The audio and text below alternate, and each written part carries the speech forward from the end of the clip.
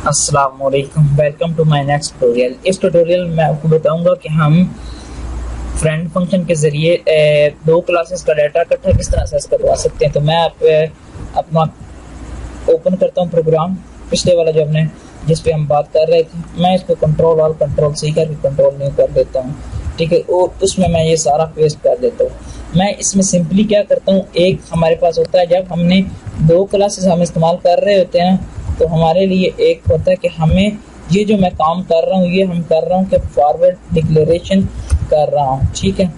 Declaration कर रहा हूँ, ये हम इसलिए कर रहे हैं ताकि हम जब इसको इस क्लास के अंदर हम इसको कॉल करवाएंगे तो हमें वो एरर नहीं देगा, ठीक है।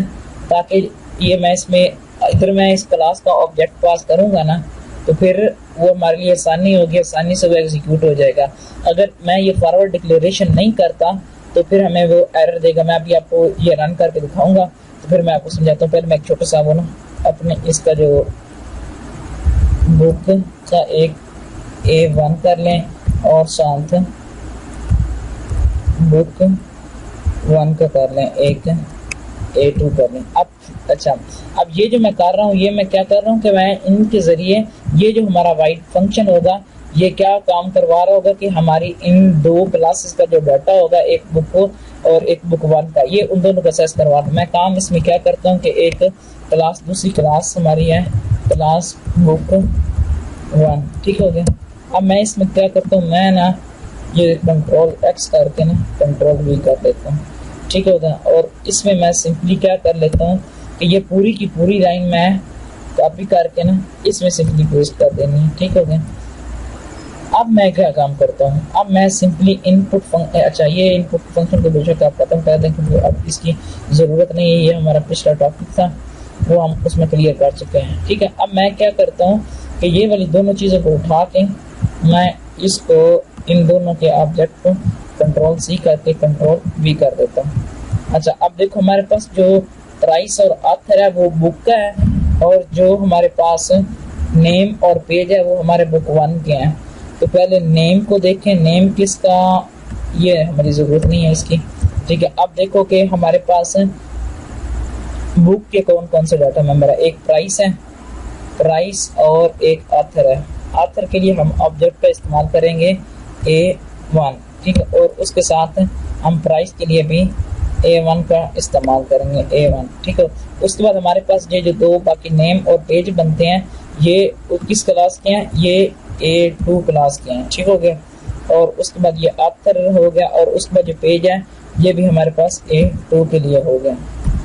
और इस तरह मैं इसको डिस्प्ले कराने के लिए भी नेम किसका है, A2 का है और ये A1 का है, ठीक हो गया। इस तरह प्राइस जो है ये A1 की है, A1 क्लास, और ये जो पेज है ये हमारे A2 क्लास के हैं, ठीक है। अब सिंपली मैंने क्या किया कि मैंने एक क्लास बनाई है, ठीक है। और इधर अब मैंने जाके एक क्लास बुक B1 का और एक बुक का और बुक 1 का ऑब्जेक्ट बना लीजिए, ठीक है। अब आप देखो कि आप पहले इधर बुक कौन सी यूज़ कर रहे हैं, बुक B1 बुक यूज़ कर रहे हैं तो पहले आप इस बुक का ऑब्जेक्ट इस फंक्शन में पास कर दें, ठीक हो गया। और उसके बाद साथ ही आप ये दूसरी क्लास का ऑब्जेक्ट पास कर दें। अब ये क्या करेगा, इसको रन करेगा, ये बुक वाला इसके पास चला जाएगा और इसके साथ ये इसके पास चला जाएगा और इस तरह हमारा कोड एग्जीक्यूट हो जाएगा, ठीक होगा। उम्मीद तो है कि कोई एरर नहीं देगा, ठीक हो गया। ये हमारा कोड एग्जीक्यूट हो गया। इधर मैं इसमें दे देता हूँ वारिस ओप, ठीक है, उसका और उसकी, ठीक है, वो हमें उसने वैल्यू डिस्प्ले करा दी है। अब सिंपली अगर मैं ये फॉरवर्ड डिक्लेरेशन नहीं करवाता तो फिर वो हमारा कोड एग्जीक्यूट नहीं होगा, वो हमें एरर दे देगा क्योंकि उसको हम उस क्लास को बाद में बना रहे हैं लेकिन उसका ऑब्जेक्ट हम पहले इस्तेमाल कर रहे हैं, ठीक है।